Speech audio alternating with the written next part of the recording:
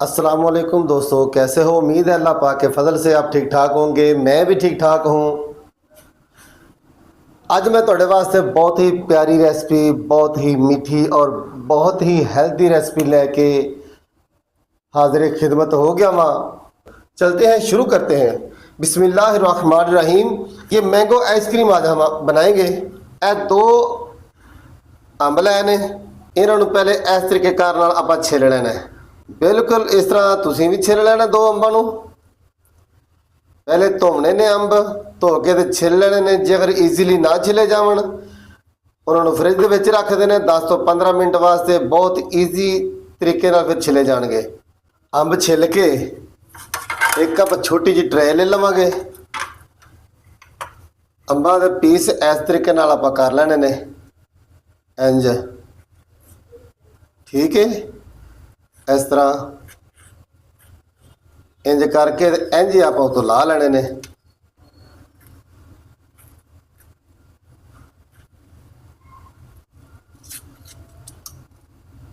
ਇਸ ਤਰੀਕੇਕਾਰ ਨਾਲ ਆਪਾਂ ਅੰਬ ਨੂੰ ਕੱਟ ਲਵਾਂਗੇ। ਇੱਕ ਬਲੈਂਡਰ ਦਾ ਨਾਲ ਜੱਗ ਲੈ ਲਵਾਂਗੇ। ਇਹਨੂੰ ਆਪਾਂ ਇਹਦੇ ਵਿੱਚ ਪਾ ਦਿੰਦੇ ਆ।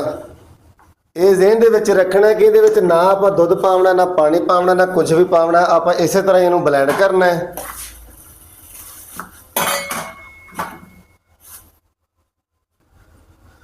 ਲਓ ਜੀ, ਇਹਨੂੰ ਆਪਾਂ ਇਸ ਤਰ੍ਹਾਂ ਬਲੈਂਡ ਕਰ ਲੈਂਦੇ ਜੱਗ ਵਿੱਚ ਪਾ ਕੇ। ਕੋਈ ਸ਼ੈ ਨਹੀਂ ਪਾਈ ਆਪਾਂ, ਨਾ ਦੁੱਧ ਪਾਇਆ, ਨਾ ਚੀਨੀ ਪਾਈ, ਨਾ ਪਾਣੀ ਪਾਇਆ। ਇਹ ਆਪਾਂ ਹੁਣ ਅੰਬ ਜਿਹੜੇ ਦੋ ਕੱਟੇ ਨੇ ਬਰੀਕ ਬਰੀਕ, ਉਹਨਾਂ ਨੂੰ ਬਲੈਂਡ ਕਰ ਲਿਆ। ਹੁਣ ਆਪਾਂ ਜੱਗ ਉੱਤੋਂ ਲਾ ਲੈਂਦੇ ਆ।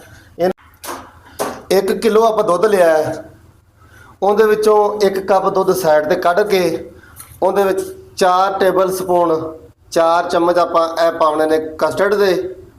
ਮੈਂਗੋ ਕਸਟਰਡ ਲੈ ਕੇ ਆਂਦਾ 2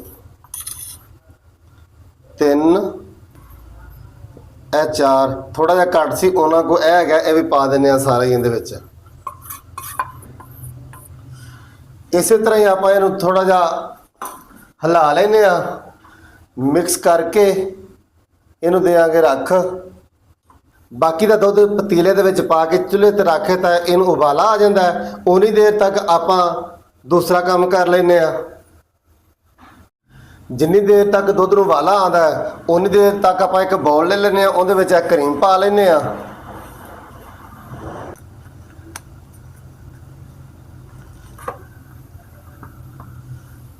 ਇਹਨੂੰ ਆਪਾਂ ਥੋੜਾ ਜਿਹਾ ਮਿਕਸਰ ਨਾਲ ਥੋੜਾ ਜਿਹਾ ਫੈਂਟ ਲੈਂਦੇ ਆ। ਇਹਨੂੰ ਆਪਾਂ ਲਿਆ ਫੈਂਟ। ਹੁਣ ਆਪਾਂ ਇਹਦੇ ਵਿੱਚ ਚੀਨੀ ਮਿਕਸ ਕਰ ਲੈਂਦੇ ਆ। 1 ਕੱਪ ਚੀਨੀ ਦਾ ਪਾਇਆ। ਹੁਣ ਆਪਾਂ ਇਸੇ ਮਿਕਸਰ ਨਾਲ ਇਹਨੂੰ ਇਹਦੇ ਵਿੱਚ ਹੱਲ ਕਰ ਦਿੰਦੇ ਆ। ਇਹਦੇ ਵਿੱਚ ਚੀਨੀ ਆਪਾਂ ਹੱਲ ਕਰ ਲਈਏ। ਇਹਨੂੰ 1 ਮਿੰਟ ਵਾਸਤੇ ਸਾਈਡ ਤੇ ਕਰ ਦਿੰਦੇ ਆ।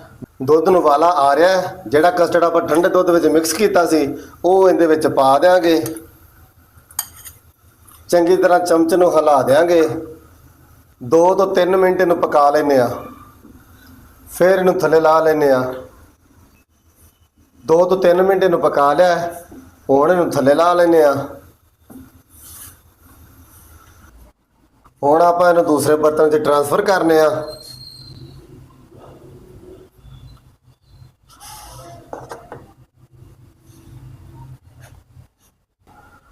ਇਹ ਜਿਹੜਾ ਚੀਨੀ ਤੇ ਕਰੀਮ ਆਪਾਂ ਮਿਕਸ ਕੀਤੀ ਇਹਦੇ ਵਿੱਚ ਹੀ ਹੁਣ ਆਪਾਂ ਜਿਹੜੇ ਬਲੈਂਡ ਕੀਤੇ ਹੋਏ ਅੰਬ ਨੇ ਉਹ ਪਾ ਲੈਣੇ ਆ।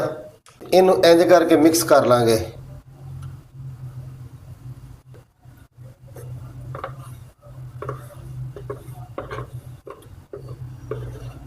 ਮਿਕਸਰ ਦੀ ਮਦਦ ਦੇ ਨਾਲ ਇਹਨੂੰ ਆਪਾਂ ਹੱਲ ਕਰ ਲਈਏ। ਫਿਰ ਜਿਹੜਾ ਆਪਾਂ ਕਸਟਰਡ ਤਿਆਰ ਕੀਤਾ ਉਹ ਪਾਵਾਂਗੇ। ਇਹ ਹੋ ਗਿਆ ਤਿਆਰ।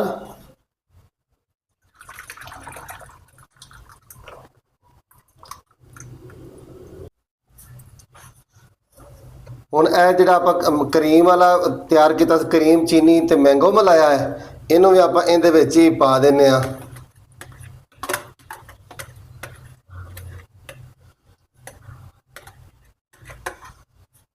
ਅੱਛੀ ਤਰ੍ਹਾਂ ਇਹਨੂੰ ਵੀ ਹਿਲਾ ਲੈਂਦੇ ਆ, ਕੋਈ ਗੁਠਲੀ ਨਾ ਰਹਿ ਜਾਏ। ਲਓ ਜੀ, मैंगो आइसक्रीम अपनी तैयार हो गई है। ਹੁਣ ਸਜਾਵਟ ਵਾਸਤੇ ਖੂਬਸੂਰਤੀ ਵਾਸਤੇ ਇੱਕ ਅੰਬ ਲਹਿਦਾ ਕੱਟਿਆ ਛੋਟਾ ਛੋਟਾ ਬਰੀਕ ਬਰੀਕ, ਇਹਨੂੰ ਆਪਾਂ ਇਹਦੇ ਉੱਤੇ ਪਾ ਦਿੰਨੇ ਆ जी। देखें 10 से 12 घंटे हमने आइसक्रीम को फ्रिज में रखा है। मेरे पास स्कोप नहीं है इसलिए मैं ये टेबल स्पून के साथ ही आपको चेक करवा रहा हूँ। ये देखें माशाल्लाह कितनी खूबसूरत तैयार हो गई है।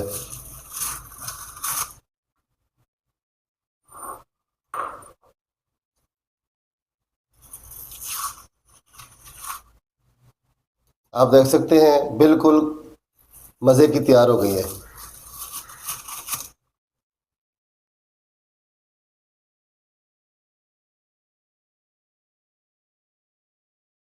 अगर आपको हमारी वीडियो अच्छी लगे वीडियो को लाइक और शेयर कर देना, चैनल को सब्सक्राइब कर लेना ताकि हर आने वाली नई वीडियो आप तक सबसे पहले पहुंच सके। मिलते हैं किसी और वीडियो में, तब तक के लिए अल्लाह हाफिज़।